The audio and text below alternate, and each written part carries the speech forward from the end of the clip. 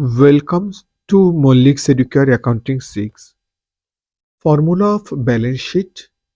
A balance sheet is calculated by balancing a company's assets with its liabilities and equity.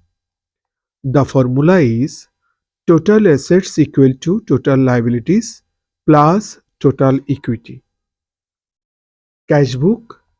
A cash book is a financial journal that contains all cash receipts and disbursements, including bank deposits and withdrawals. This is the main area where businesses record or any and all cash related information. Entries are normally divided into cash payments and receipts. Types of assets. Most of the time, there are only two types of assets on a balance sheet: current assets and fixed assets. Types of liabilities.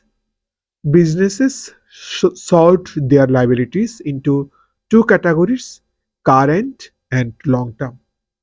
Current liabilities are debts payable within 1 year, while long term liabilities are debts payable over a longer period. For example, if a business takes out a mortgage payable over a 15-year period, that is a long term liability. Thank you.